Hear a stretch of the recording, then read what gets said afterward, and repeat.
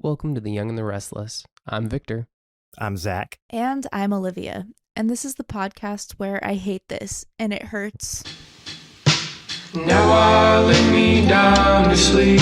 I dreamt I had a soul to keep. And if I die before I wake, will that dream just go on for its own sake?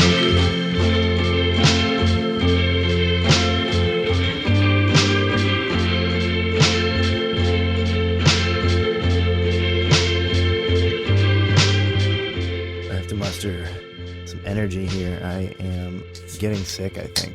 Oh no. COVID's going around right now. Yeah. Do I have? Oh, yeah, I have some COVID tests. Okay. Yeah, you should do that. Yeah. I don't want to miss work, though. Hmm. Yeah, but you Cap- might have COVID. Knowledge is power. Yeah, but money is also power. Well, I mean, once you know, you can just choose to not tell anybody, Yeah. That's true. I guess. That's yeah. But back when COVID was more taken seriously, or I guess it was towards the end of 2022 or whatever, that was like a common conundrum. People would be feeling sick and then not want to take a test because then because you still had to go to work. Like nobody was giving sick pay or anything like that. Yeah. And if you took the test and tested positive, then you had to lie and go to work. You knew you were going to go to work either way. But it's like, I'd rather not test and then not, Yeah, then it's not lying because I don't know whether I have COVID or not. Yeah, you don't want to feel guilty about super spreading. It's so weird how people's brains work. That seems Why- pretty silly to me. Why is that like an out for people? I don't understand that at all. Ignorance? Yeah, like- choosing ignorance. Yeah. Like It's worked as if that's better. It's worked for me for 33 years. It doesn't change the outcome at all. Tricking myself is a cornerstone of my relationship with myself. Every meal, I'm just hiding nutrients in things I want to eat. I put broccoli on the sandwich, then like a dog with a pill and a piece of bread. I had an epiphany about that. Or no, I don't know. Epiphany is a strong word. I had a realization. So somebody made a comment about how adulthood is like parenting yourself. Yeah. It is, yeah. Like when I think it was a friend of mine said, he felt like a real adult, or when he felt like he had reached real adulthood is when he felt like he had finally managed that transition between his parents parenting him and him parenting himself. And there was 10 years of no one parenting him before that. And that put a lot of things in perspective for me because I realized that sometimes I am not a great parent because I'm doing stuff like that, like lying to myself and using life hacks to trick my brain into you know what I mean? Yeah, no, I definitely know. I mean, some of that I think is healthy. Like some of that is figuring out a way to motivate yourself or trick yourself into getting that's how habits can form, right? Is okay, first I'm going to do it because there's a cookie literally or figuratively at the end of it. That's how you operate. That's how well, no, I do ice cream. But but yeah, you can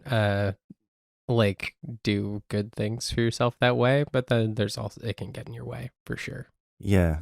I guess I mostly see people tricking themselves into thinking they're making the right decision when they've already come to the conclusion that they're making a terrible decision. But Yeah, it's I guess if it's an ethical issue, that's when it becomes more problematic.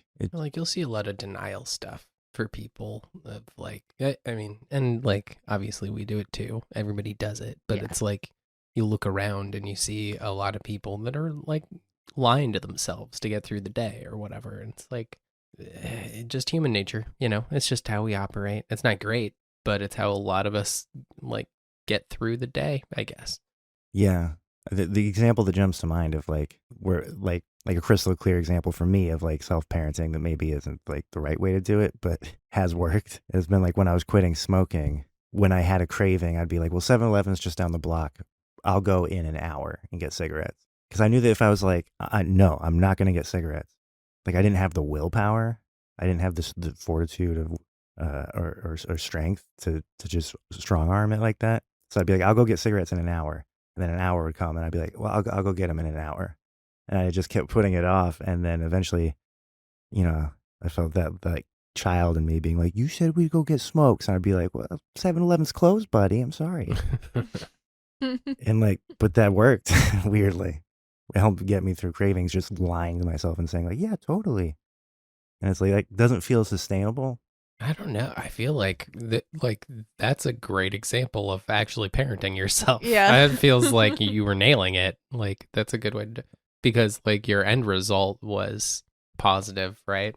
Yeah. And like there was no big cost on the other end, right? Like where people go wrong is they'll use that like self-deluding technique, but they'll use it to like stay miserable or like not do things they need to do with themselves, like hard things that they don't want to deal with. Yeah. And so they'll put Like it a off. classic thing that like I've definitely fallen into is like coming up with reasons why I don't need to break up with this person. I can stay in this Classic. relationship. Yeah. This is fine. Maybe they'll change. Yeah. That's the classic one. Yep. I can fix them. Yeah, exactly. Yeah, I guess. Yeah. I mean, I don't smoke cigarettes normally. Because you're a good parent, I have Zach. one here and there. But yeah, I guess I just had the perspective that maybe that wasn't the best way to do it because I didn't actually learn willpower. I learned deception. No, I think that is what willpower is. Yeah. Maybe, yeah. Jedi mind trick on yourself. Yeah. That makes sense. That would be comforting actually to know that like I don't know, mind over metal. Like you can't like. I feel like sometimes I think you're just supposed to brute force everything, and like everything is akin to like gains in the gym. Like you put pain in and get gain out, and if you're allowed to like have a more indirect kind of sneaky route, I feel like life sounds a lot more doable that way. Yeah, as long as you're getting it done. Yeah, it is kind of like when you're trying to make yourself go to the gym or whatever. It's like first it's like, okay, well, I'm going to go today, or I'm going to go, and if I don't go, then like I'm not going to let myself get, ice cream. We'll say ice cream again, or whatever. But like those like little things help you develop like routine and like flex some willpower that will serve you down the road. And like maybe you don't need to give yourself the same incentives or do it the same way because you've strengthened your willpower or whatever. I'm not speaking from experience. I can't make myself go to the gym or exercise the same way. I fell off again. I was so good. I was going at 6 a.m. every day for like a few weeks, and then I started falling behind on sleep, and I was like, this isn't... Like, exercise can only do so much for you if you're not resting. Yeah. But it's such a mental game. It's got a lot less to do with like, oh, I'm going to be tired or whatever, or like, oh, it's going to be a hard exercise. It's like getting yourself to do it, getting yourself to go to the place or start the thing is like,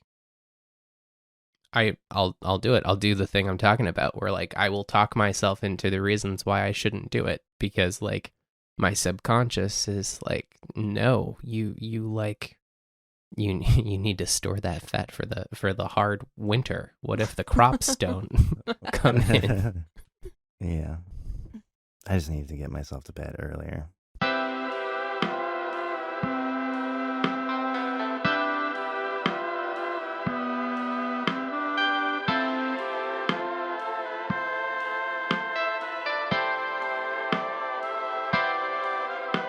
How's everybody feeling? How are we doing today? I feel like there's like a sleepiness to what we're doing today. I feel it. I don't know if everybody else feels it, but like, how's everybody doing? Yeah. Huh? And I tried to come in with some energy. Like I said, I was feeling sick, so I was trying to like... Yeah. I have a cold or something, so I was trying to come in strong, but yeah. I've probably slowed down already. No. Well, I'm not saying you. I'm just saying like, man, I just want to like cozy up, like crawl into. Can we do this from bed? Can we record this Will from you bed? read us a story? Yeah. Like, yeah, we could. Yeah, Zach, do you want to read us a story? No, he's sick. It has to be you. Oh, okay. So Zach, you can curl up. Zach is sick. I'm pregnant. It has to be you. All right, you're right. I'm the last man standing. So yeah, I can Just read us the whole. read you guys like bedtime story. Read us the whole Dream Bible. There you go. A to Yeah. Z. Oh my God, Dulcet I would love to tones. listen to that. Like just in Victor's voice, actually. Your voice would be perfect. Yeah, maybe I need to partner with them. And just read that. You can do like a Sleep With Me podcast thing, like Scooter, and just read Dream Bible entries and muse about them. That's honestly great. He should be doing that. Yeah. New podcast, guys. Dream with me. Yeah. Wherever you get your pods. The content's already done for us. Just gotta. Do we want to do like dream stuff today? Yeah. Dream stuff. Yeah. That is the conceit of the podcast. God, I haven't had one in a minute. I had a dream that there's a lot more to it, but all I remember is that it was like spooky. It was spooky, scary. It was like a red sky, and I found my dogs. And I think both of them were experiencing this, but I remember really like feeling bad and like paying attention to one of our dogs. He was standing there and was whimpering because he was like tangled up. But the way he was tangled up is that his eyes had gotten like pulled out, and there was like this long like strap or whatever of like connecting his eye to his skull, and it was like all tangled up in like tree branches, like bare tree branches, and he was just like stuck, and I needed to help him by like going and like getting his eyes untangled, and then when I untangled them, they like slowly retracted back into his face. Jesus. It was sad. That's Poor horrific. guy. I think red sky is in the Dream Bible. Yeah, I think there's a Red. few different sky colors in there. A red sky represents a negative outlook for the future, fear, disaster, conflict, or deception, believing that bad things will always continue to happen. Fighting or trouble is on the horizon. Uh-oh. Doom. Dream Bible's not usually prophetic. Yeah. Does it say believing that trouble is on the horizon? Yeah. Believing that bad things will always continue to happen. And then it just says fighting or trouble is on the horizon. I guess that could be a sentence fragment that's like the second part of the first sentence. Yeah, I think it's that you think that. Or maybe that's like what's going to happen. I don't know. We need to find a good prophetic dream Bible. Yeah. Tired of all this psychology shit. We need full-blown, like, soothsaying. Yeah, that's what I thought dream interpretation was when I was a kid. Like, I thought it was more like the horoscopes in the newspaper. Because I had a dream about, I think it was a white spider. And I looked it up at like a book in the library, and it said that someone was going to die. That's the problem with prophetic dream interpretation. It's like half of it is someone's going to die or you're going to die. And then the other half is like, oh, you're going to I'm find into a love. bunch of money. Or Yeah. money. Lots of money stuff. in Yeah, love, money, and death there. Mhm. are kind of the bread and butter of the whole prophetic industrial complex. Take our tax dollars out of fortune telling. Big Wiccan. Yeah. Do we want to dig into this dream more, or do we want to do a different one? I don't think there's anything there. I was just throwing that out there. It seems like a pretty straightforward nightmare. Yeah. Yeah, it's just a nightmare. Let's do one of yours, Liv. Okay. I've got options. All reliable over here. Yeah, I had one a little while, a few weeks ago. That was like maybe the same as what Victor just shared, just like a short thing. Mm. That I was curious about this one symbol in it because I can't figure out what it means. It was a sentient saw blade. Okay. It's like a 6-inch in diameter circular saw blade. It was like evil in like a motherfucker kind of way, like Chucky. Oh. Like it felt like it was possessed by like a snide, smarmy Like serial killer. rubber? No, it was Or- metal. It was like No, I'm talking about that movie Rubber, where it's like a tire that's like rolling through town, murdering everyone. Oh, Yeah, there's like a sentient tire that I think shoots lasers. Is that what Yeah. it does? I don't know, but I had a dream like this, and it was saw blades. Oh, Was it really? saw blades. Yeah, and How- Obama was there. How long ago? It was a while ago, but it was also like an alien dream. But it was like mine was round probably- saw blades that were like rolling through and Oh, murdering multiple? people. Yeah. Mine was definitely one. It was like a main character, and it was like following me. In the dream, I moved houses several times, and I kept feeling like it was on its way. And because it was such a like douchey kind of like villain character, like I felt like it was fucking with me, and it could be under the floorboards just waiting for me to like relax or something. And I don't remember any like quotes, but it had a lot of like one-liners. Like I remember saying something about like, you're only 6 inches in diameter. Made some dick joke or something about 6 inches. Which is above average, by the way. Hell yeah. Trust every man knows what the average, what that stat is. Yeah, so I kept feeling like the saw blade was following me. Sorry, I didn't mean to hijack the episode. You were like No, go thinking for about it. what kind of dream you want to do, and I was like, I had one. I thought it was short, but as I'm talking about it, I'm like, I think this dream was actually kind of long. There's like multiple parts to it, or like the saw blade was a character that stayed throughout the entire dream. You know what I mean? Like I kept remembering it and being like, oh shit, when's it going to show up? And at one point I was like, I moved into a new house, and I was like proud of myself for being like a homeowner in a nice neighborhood. And I was looking around at all the neighboring houses, and I noticed there were a lot of middle-aged white women talking to each other, like, like a sea of Karens. There was like 15 middle-aged blonde ladies, like kind of like side-eyeing me and talking to each other. And I was worried they were talking about me. I was like, oh, they don't think I belong in this neighborhood. And so I was like, hey ladies, what's the hubbub? And they kind of like ignored me.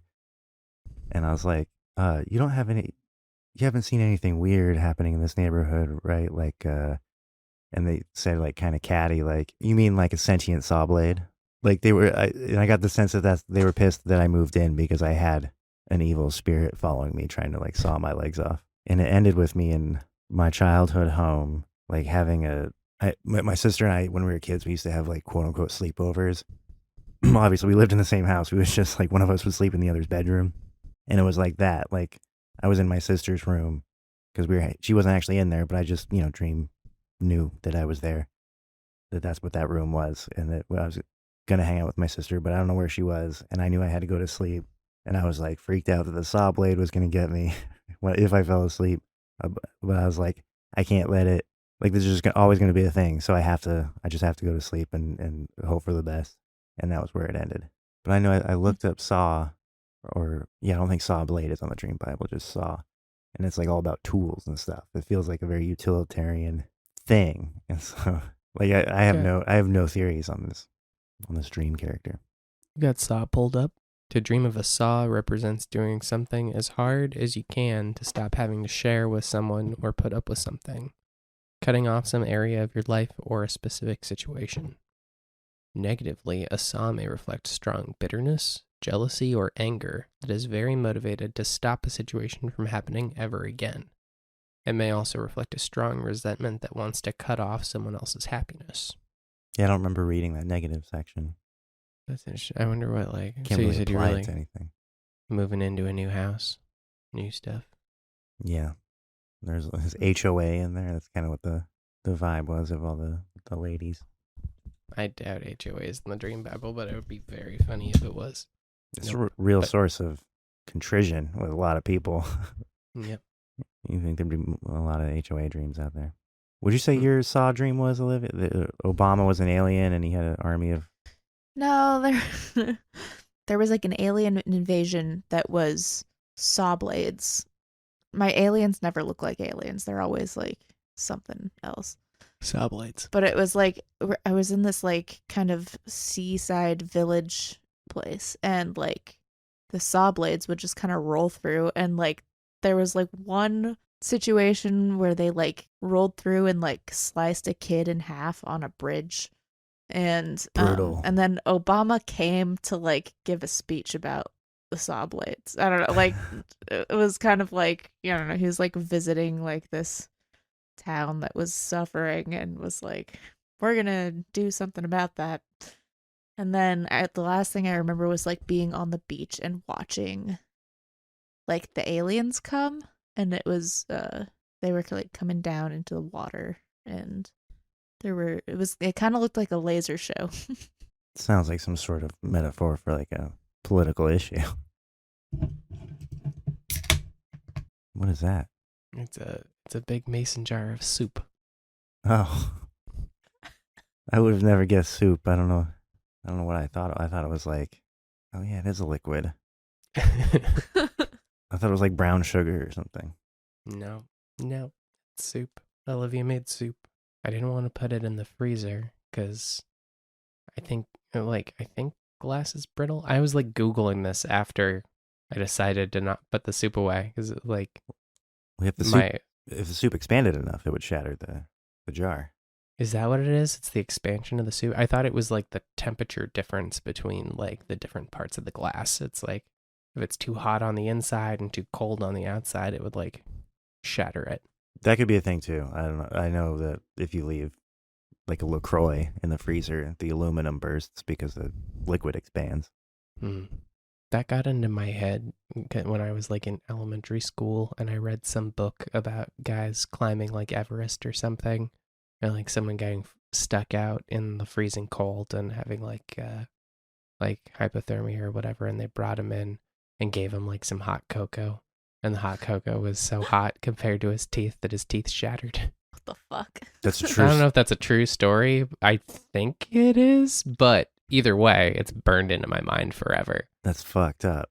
I think I found the shortest dream Bible entry. Jesus wept. Two Blades. baby shoes never worn. Oh yeah, that's the saddest one. Blades. To dream of a blade represents separation or parting of ways. I don't know what I'm humming about. Yeah, there's a lot of stuff about cutting off, severing, but I can't think of like, I haven't had to cut anyone out of my life in a long time. It could be another work dream. I've been looking at other jobs and like. I don't know, Zach. I don't think you're having work dreams anymore. I think you're dreaming about something. Nah, I don't know. Historically, yeah, it's always a work dream with me. And then lately, a lot of them have been about moving Shelby here. Yeah. That big transition. I think it makes sense. But so if it's one of those two, it's got to be the work. Why does it have to be the work dream? The work camp. Well, 'cause Shelby and I are doing the opposite of severing ties. We're moving in together. But I am thinking about, I'm actively trying to get out of the job that I'm in. The day job, obviously, not the cool job. Sure. I guess I could see that. I could see that playing in both ways. Like it's just a big change. Like it doesn't necessarily like your things are being severed either way. Like that doesn't necessarily mean it's not necessarily like a negative thing, but like your life, you're having like a big life change, and like you might be moving and. But it feels like the opposite of severing. It feels like merging. You know what I mean? Sure. Yeah. I mean, I don't know how like symbols work, but like, I don't know. Like, I feel like it could be that as much as it could be a work dream. I guess from the entries on Saw and Blade, I was just getting a lot of like cutting toxic things out of your life. Like cutting. I know that like scissors are a big symbol in a lot of cultures that have to do with like cutting away evil spirits.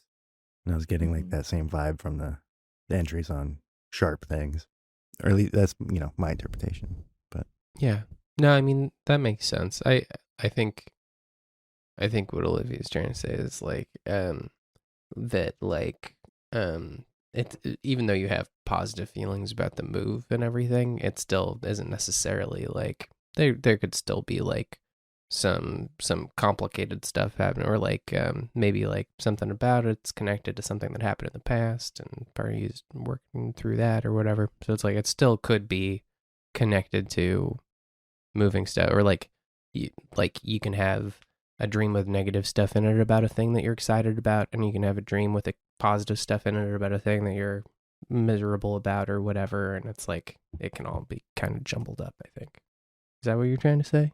Yeah. And like it would be like kind of like how people would have like a cold feet dream or something about a wedding or whatever. It's like you want to get married, but maybe you're having like a weird dream about it or something, because Yeah, it's bringing I something guess up for you. just like the other dreams that have been about the move have not just been like that. I mean, correct me if I'm wrong, but they haven't just been like happy, everything's great dreams. They've been like anxiety dreams.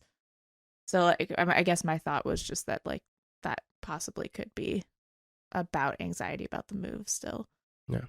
Or like Olivia, like since she's gotten pregnant, she's started to have like occasional like me cheating on her dreams. Yeah, you She had a mentioned dream that. of me cheating on her with we had like a neighbor that was like 100.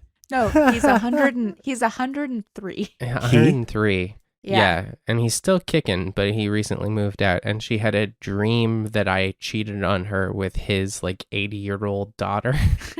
Oh, I think you're gonna say with him.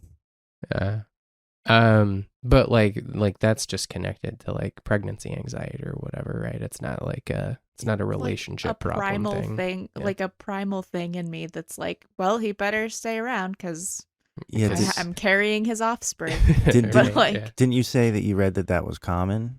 It's super Yeah, common. yeah. Yeah. But like, and that doesn't mean that she has like a negative like feeling about me or our Yeah. relationship. It's just like it's connected to her complicated feelings about the pregnancy. Like the pregnancy makes her feel vulnerable, even though she's Yeah. excited about it, and that's where that comes from. yeah, no, all I'm trying to say is like I don't know that we should jump to the conclusion that it's not that, because that is the thing that is literally happening like next week for you. It would surprise me if that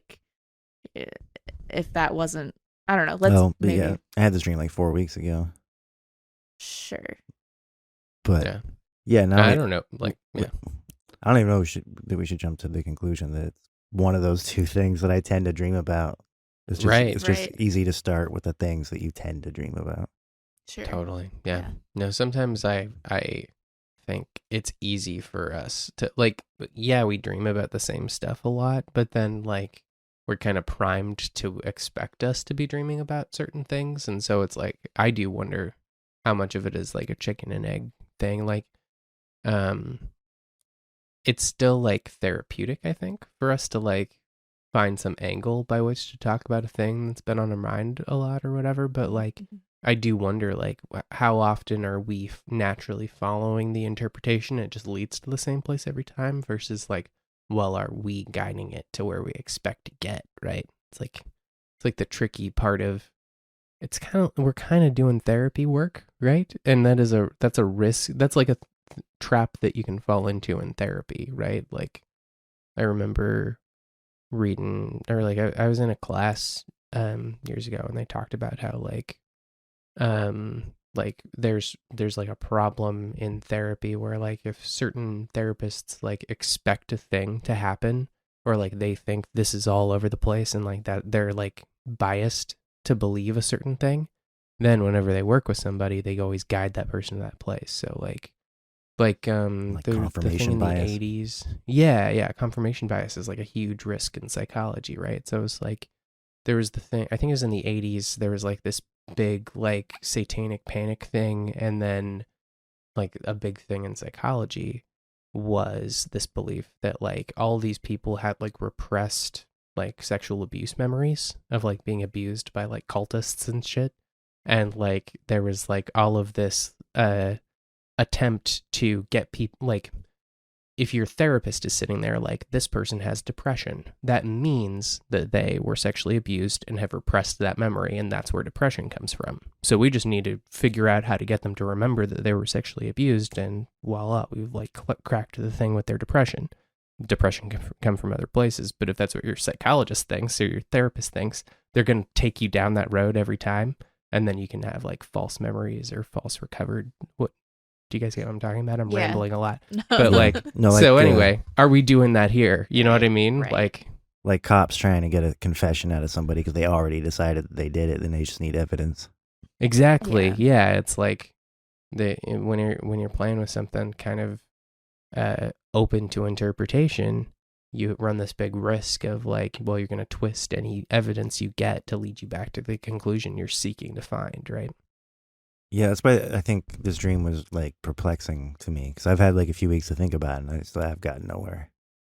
I don't know if it's about an event or a thing in my life. It feels like it's about me personally, like some kind of personality trait or something. Or That makes sense.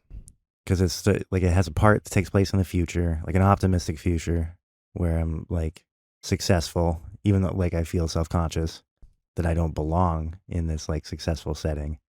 It was still like positive, other than being followed by the murderous sentient saw blade.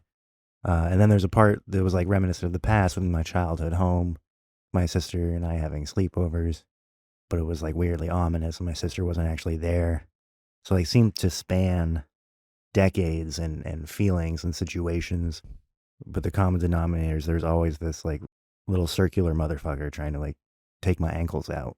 That feels like there's something there, right? Because like a lot of the time we are carrying around like our old trauma or our old negative experiences or things that have made us like a little jaded or a little negative or a little like warped as people, you know? And like, so they're like, it makes sense to me to have like an internal conflict of like, maybe life is getting better. You see yourself moving in like a brighter direction or whatever. That could be like where the like shining house on the hill or whatever could be like you being excited about moving to Shelby, you being excited about the direction your life is going. And then like the saw it says it's like bitterness, jealousy, anger, motivated to stop a situation from ever happening again, right? So it's like that could be like past stuff that you're dragging into this new future with you, right? Like Could you're be. not coming into it pure and clean. You're not coming into your future like kind of like weightless. Some kind of self-sabotage theme. Or just like stuff that you're carrying around or like haven't like fully dug into yet, but it's like it's also just like obviously everybody always has that stuff. Like nobody Right. is ever like not carrying that kind of thing around. So it's like maybe this dream just points to an awareness of the things that that you are bringing to this new phase in your life, Yeah. if that's what this is about at all. Yeah. And like you and me have some similarities, and like one of them is like we have the work drive, we have the like external validation drive of like I need to accomplish these like out in the world goals, and then I'll feel a certain way, or then I'll have accomplished blah blah blah or whatever. And like something that's difficult for me to do and probably difficult for you to do is like slow down, like focus on like the inner work, look at the stuff that's like kind of been hanging over your head for a long time that you don't know what to do with, and like do the like kind of slow miserable work of trying to work through some of that shit, you know? So like I don't know, like maybe there's some of that for you. I don't know. I like there probably is for me, and I'm not willing to think about it right now. Yeah, I don't remember where we were at when we actually started airing episodes, but when we started recording this podcast, I know I was talking a lot about how I was resistant to dating, Yeah. Yeah. because I wanted to like sort my shit out in many ways, like especially like financially, like I wanted to have my feet on the ground, and not that I don't right now, but like I wanted to be further than this. Right. I wanted to have all the healthy habits and like have done all the therapy. Like I wanted to be like a perfect human. I wasn't framing it that way at the time. I was being a little bit more realistic about it, but still pretty like, I'll find love when I'm good and ready for it, like kind of mindset. And I was just talking to my dad about this the other day. I was expressing like gratitude for, getting together with Shelby now, because I could have waited forever trying to be like perfect in a perfect situation as my mind deemed it to even start looking for a relationship. And instead this really great one came along, but there's some self-consciousness that comes along with that. Some stuff is like, oh shit, I didn't want you to see my bank account looking like this, but you weren't supposed to come along this soon. You know what I mean? Yeah, it's almost like what you're describing kind of feels to me like a way to evade some vulnerability and some like particular kinds of intimacy. Like I feel like intimacy like is really about like being able to be seen as you are, right? And like it feels a little bit like a fear of that, right? And like being like, well, if I can like sort out all my shit, then they don't have to see my stuff. You know what I mean? Yeah, when we've talked about like how poop dreams are like processing negativity and like how like your relationship with other people being there is like connected to like your vulnerability of kind of being a normal person. I guess like so the poop metaphor would be you're trying to become a person that does not poop before you start dating. Yeah, and I had that dream a while back about pooping in front of Shelby and her being like cool with it. Yeah. Right. Yeah. Exactly. You know what I mean? Yeah. Which definitely played into that. But yeah, that's what I was talking to my dad about. That I'm glad that I wasn't allowed the opportunity to, or not. That's a weird way to put it. Yeah, but afforded the opportunity to fall in love before, you know. I'm grateful that I wasn't totally in control of my dating situation and that I didn't turn away an awesome thing just because I was embarrassed or not ready to be vulnerable about certain things. But before Shelby, I'd just been in like one relationship in particular, is the last long one, the 3 years it was, where I how do I put it? I feel like I was made to feel like ashamed of certain things. And so like, I don't think I had a problem with vulnerability before that, but like certain weaknesses were turned into like ammunition Yeah. by this person. That makes a lot of sense. It was really hard to struggle with anything in life in front of this person. Yeah. And I didn't want to go through that again. So it took me realizing that Shelby is not this person at all to start to like be cool with being open about certain things, specifically struggling in front of each other. But it's go ahead. Sorry, no, please. I'm not trying to cut you off. Yeah, no, it's just like you should be on the same team in the struggle. You know what I mean? definitely. Like it should be you and your partner against the struggle, not them watching you struggle and like getting upset when you lose, like they had money on you. You know what I mean, in a football game or whatever. Yeah. But like a lot of the stuff that you were focused on, as far as like how to improve yourself, was like kind of externally focused of like, well, if I have the better job or like the better income, or if I have like the good routine and like the clean habits and everything, and all of that is external to you. You know, it's your external world. But like what put you there was, I am a person who chose to spend 3 years with a person that made me feel this way and such, right? And like that is a different, like working through like how you ended up there, why you stayed, what made you vulnerable to that, why you're scared of ending up in that again, is like a different kind of work, and it doesn't get solved by the better job and the like good sleep routine and stuff. It's like it's its own thing. And like this is a thing that Olivia and I both kind of are familiar with. We both like we're in like not good stuff before, and like when we found each other and we found like a good relationship that worked and that didn't have like the toxic baggage that you know had been a problem in past relationships, it's not because we were like suddenly like perfect enlightened beings capable of true love. It's like, no, I'm still the guy that made like, you know, terrible relationship decisions for years, and like getting to a place where like that is work I know I need to do, is like sorting through like the therapy stuff that I will not go to therapy to deal with, but if I did, it would help me. We talked about, like at the top of the episode, like intentionally doing stuff against your own best interest because you don't want to, so you like talk yourself out of it somehow. Yes. Yeah, but that's totally different than what I'm doing here. Let me explain why. No, yeah, no, but like, so those are different things, right? And so like, if you are in the same situation that we're in, where it's like, oh, I've ended up in this good relationship that doesn't have the problems that I was in before, you are still the guy that like did the stuff in the past that haunts you, right? So it's like, just because you're in a good relationship doesn't mean you've worked through the reasons why you ended up in a bad relationship before. And that is something that you could probably do something about, or you could just ignore forever. That's what I'm doing. You could just like not ever think about that. You know, I sort of had an epiphany about this sort of thing when I was living in Seattle. I was at work. It was after the job we had together, Olivia.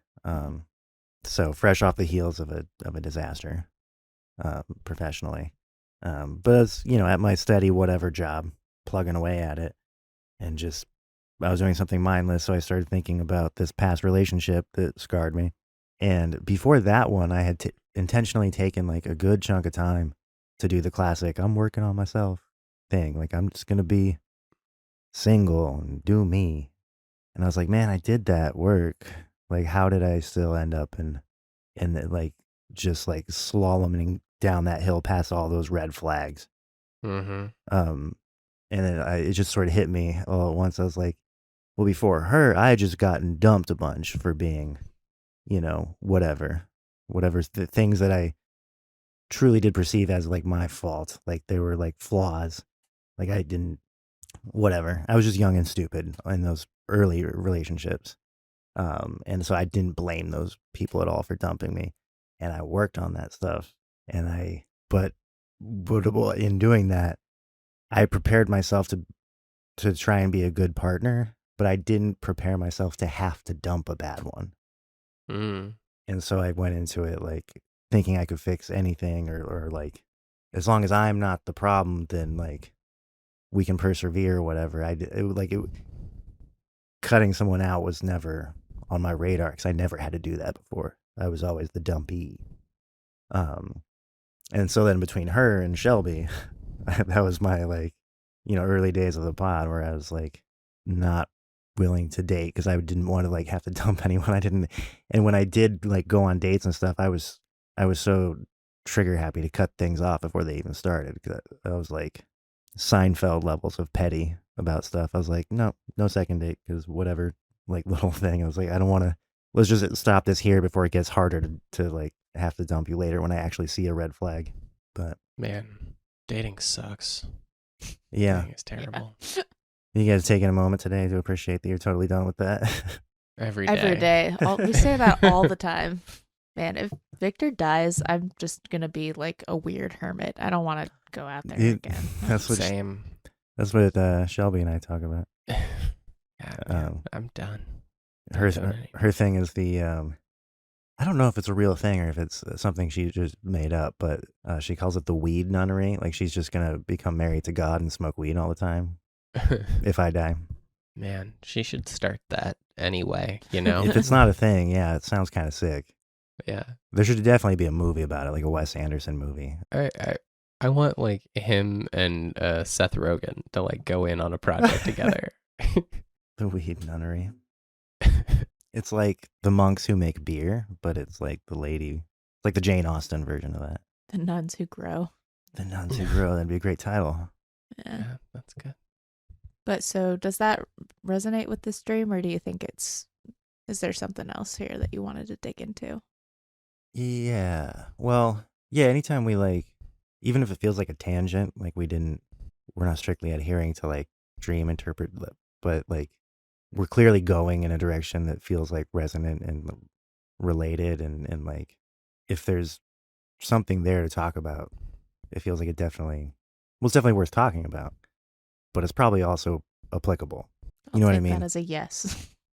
Yeah, no, I know what you mean. I mean, like whether that's all there is in this dream or not, it's like what we think we see is like, well, you got this conflict between like bright and better future and like maybe old baggage or old resentments or never let this thing happen again or whatever. Like, well, okay, so what is there? Let's talk about that. Yeah. And then we have a conversation about that. And Yeah, I'm who saying. knows if that's the thing, but I guess what I was trying to say is I still don't think I fully like understand the mechanics of the symbology or like exactly what the dream was trying to say. But where it got us to conversationally, I definitely think it's about that somehow. Gotcha. Somehow, like that all it turned into a conversation because it felt resonant. well, so we could try and like go back through it with Yeah. that as the lens if we want to keep digging into this one. I don't know if you guys want to keep plowing along. What do you think, Zach? Yeah, maybe a little. I'm just curious what like what's bugging me still is like what is that saw blade? Because it felt like such a character in the dream. This mean little. You Yeah, want you to wanna- gestalt it? Yeah, Oh, use our second tool. I mean, you're calling it a character. It kind of feels like Yeah, it's got personality. Well, tell us a little bit about like the one-liners and stuff, and like what You know, like I don't remember what it was saying, but like I don't have any direct quotes, but was it like quippy? Was it like funny, or was Yeah, it like like a- threatening, scary things? Or both. Like I think I compared it to Chucky from Child's Play. Hmm. When I brought this up at first, because that's what it made me think of is like that kind of like smarmy evil. like a deadite kind of. Yeah, like definitely violent, but kind of sardonic too. Hmm. Which is like in the dream. That was the scary part is I never knew if it was under the floorboards or if it was 6 miles away. Like there was a sense of being fucked with throughout the whole thing. And like, did it seem to have like a motivation? Did it just like want to hurt you? Like, was it going after people generally? No, just me. Okay. Do you want to gestalt it? I- It kind of seems. It kind of seems like like this is ripe for that. Yeah. I Let's just give thought it a go. Getting some context was good before we dive in. Well, Yeah, now but you're let's- asking questions that are one of the 6. So Yeah, about motivation. what's its motivation? Okay, why don't you read the questions, Liv? Okay. Let me pull them up. To be the saw blade, I have to turn my hat backwards. Yeah, this feels right. All right. Go ahead and center yourself. Get into character. Okay. You ready? Mhm. As the saw blade, my purpose is, To ruin him. my goal is, I don't know how to like boil it down into a phrase, but I guess what jumped to mind was to not make it easy, or to my make biggest it God. messy. my biggest fear is, I want to say him realizing that I won't do it. I love, I don't. I hate, That's the like quippy nature. I wanted to just answer yes. Like I am hate, like incarnate, I desire or wish. to spread chaos. All right.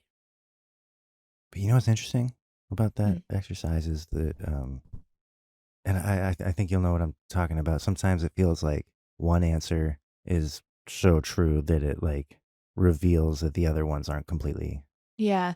right. You know Which what I one mean? felt true to you? That I'm afraid that he'll know I forgot how I phrased it. I'm afraid that he'll know I'm full of shit.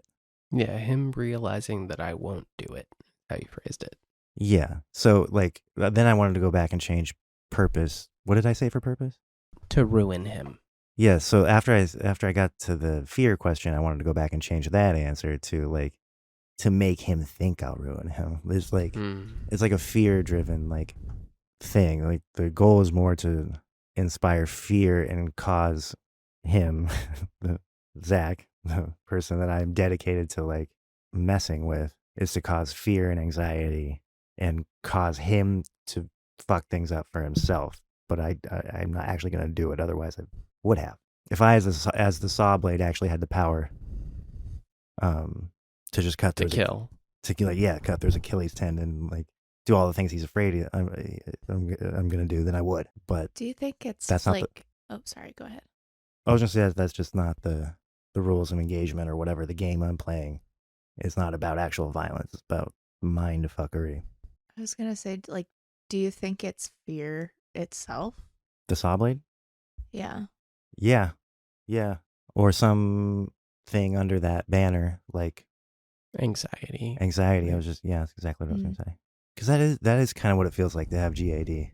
If Yeah. it does feel like this like trickster god is following you around, like whispering bullshit in your ear. Like, what if this elevator wire snapped and you just died right now? It's like, why would you tell me that? Why would you put that intrusive thought in there? It does feel like impish when you like personify your anxiety, you know? Yeah. So do you feel, not to like put you back into it if you're feeling out of it, but like, do you feel like a reason, like the purpose is to cause fear, but does it feel like there's a why behind that? Why cause fear? As the saw blade, Yeah. yeah, it feels like that's why I exist. If I didn't do that, then I would have no reason for being. It feels like spiritual. That's not the right word, but like, yeah, preordained. It feels like an inherent reality of the universe sort of reason. Did you say your sister was in this dream, right? No, I never saw her in the dream. I was in her bedroom in our childhood home. Okay.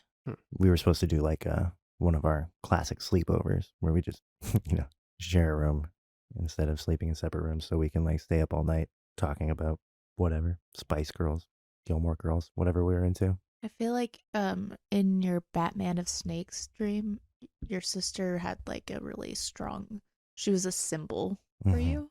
Yeah. Does that hold true for like, do you see that like connecting over to this dream? Yeah, potentially, because I'm trying to remember what the symbol was. Like I saw her as like aspirational, right? Like somebody, my mind's picture of someone with their shit together. Yeah. And in the stream, Like there was like a fearless element to her too.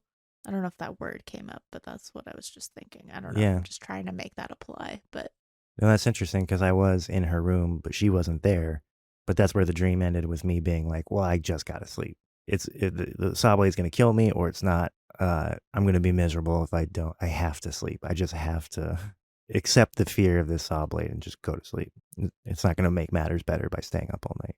I mean, that acceptance of fear is like a way to deal with anxiety, you know, like if you're worrying about something, saying like, well, can I do anything about it? If not, I'm not going to worry about it, you know?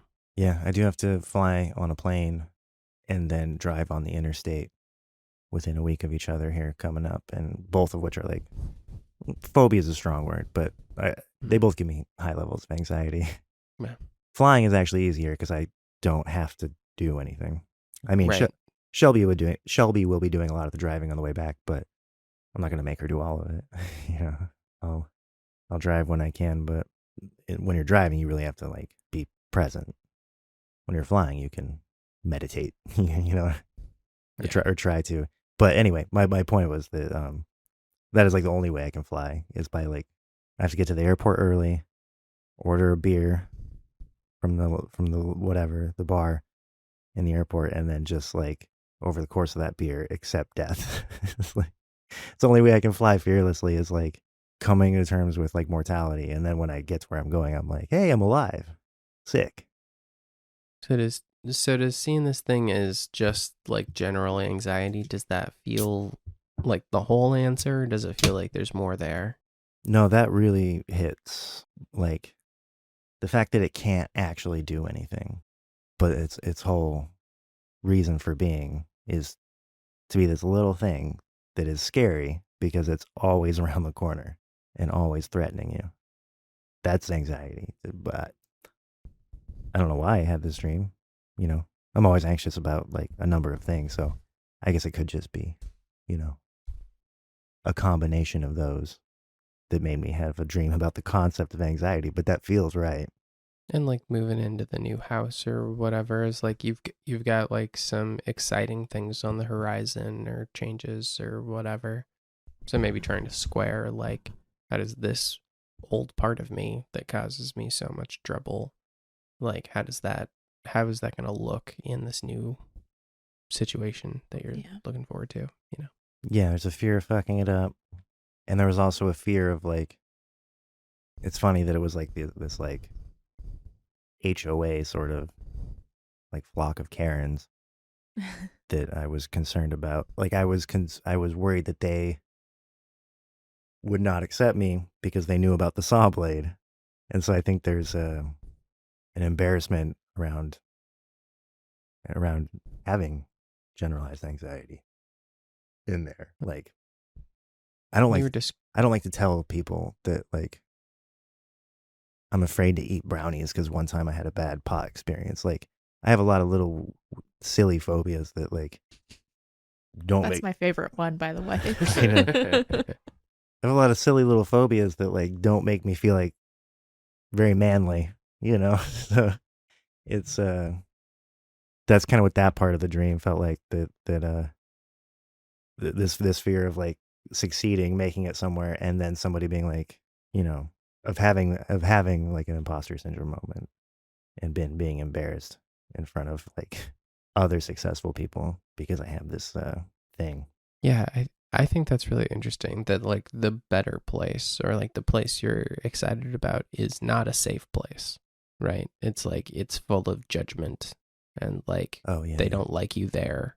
And the thing that's haunting you is like making you not fit in there or like get along there, you know? So it's like this idea that like maybe you get the things that you want, but that the things you want will reject you because you're not perfect or you're carrying around this negative thing.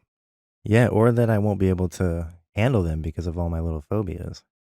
Yeah. That, you know, I've created this little bubble of, you know, I have my world, my routine, my parameters that I'm comfortable in.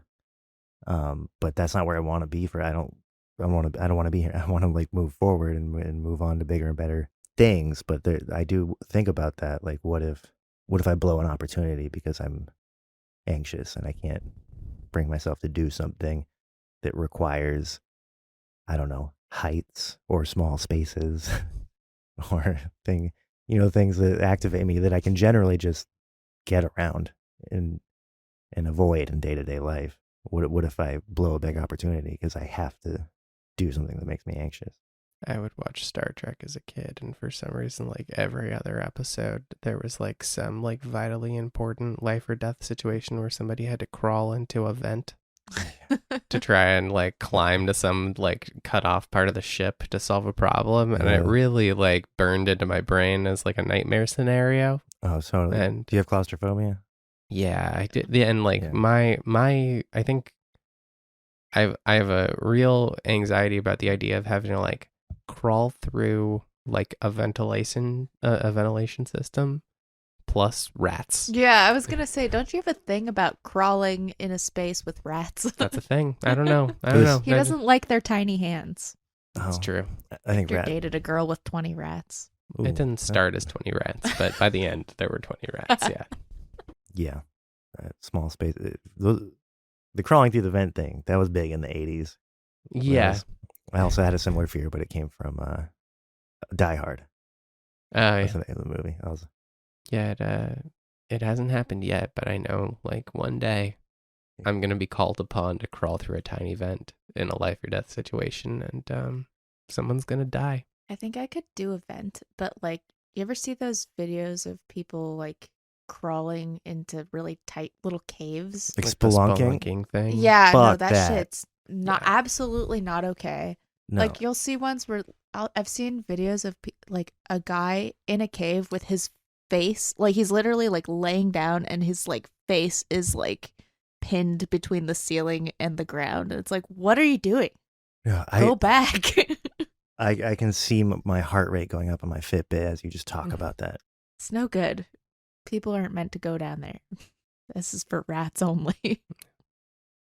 But like, I mean, the big revelation that you got out of gestalting the dream or like of the saw blade is the same revelation you came to at the end of the dream, where you had to accept the fear and do what you needed to do either way. And then like the saw blade interpretation, like the perspective of the saw blade is like, oh, don't let him stop fearing me, because fear is the only thing that's there. There's no substance behind the fear. Right. Yeah. The feeling at the end of the dream was like similar to when I'm just having a bad anxiety day, and I would like to call into work and just stay near my bed in case I have a panic attack. But it's like, if I did that every time, that I was feeling that way, I would not be able to function in society. Yeah.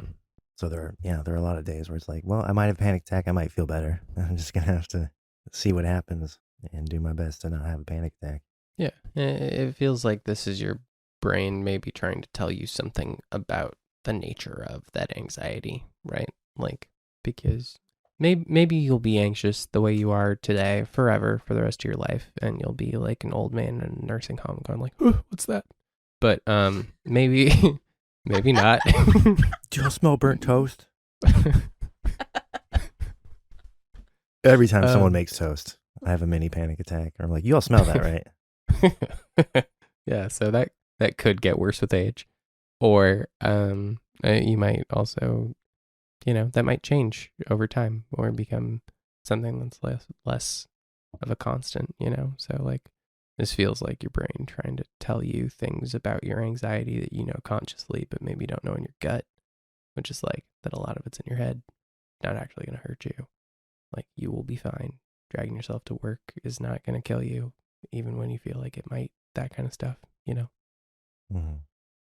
Yeah, I don't know. Yeah, that's the cool thing about the Gestalt method is when you can use it to put yourself in the shoes of what in the dream seems to be like an adversary, because the whole philosophy behind it is that all the characters are you. So like if you have an adversary in a dream, it's still you. So like, what are you being your own enemy about right now? Yeah, It's the question that I feel like it's attempting to answer. yeah, and like anxiety is a part of you, and it is a part of you that is trying to protect you. It's just like it doesn't know what it's doing. It's misfiring, it's like a bad immune response or something. Mm-hmm. Yeah, I'll never understand people who like go bungee jumping and shit. People who like don't have enough, like they're scraping the bottom of the adrenaline barrel for fun because they just don't have enough naturally occurring. I'm like having that shit fire off because I got a phone call. See, I could see myself doing that or like going skydiving, and like for me it's not the adrenaline. I don't actually love the adrenaline, but it's like cool to have done it and to be doing it. Like I don't know, just like the experience of like falling from the sky and then like being fine is like, I don't know. I think I want to experience that. Yeah, I don't know. I don't actually like the adrenaline. I don't like the feeling of when you just jump. Like that's not fun for me, and making myself do it is really hard. I've done some like cliff jumping and stuff, but like once you do it, it's kind of a good feeling. You want to have, because some people do enjoy the adrenaline, but you want to have gotten through the adrenaline in order to have had the experience. Yeah. I don't think I'm an adrenaline junkie. But I do kind of like doing those things. For the sake of I think for slightly different reasons than some people. Yeah.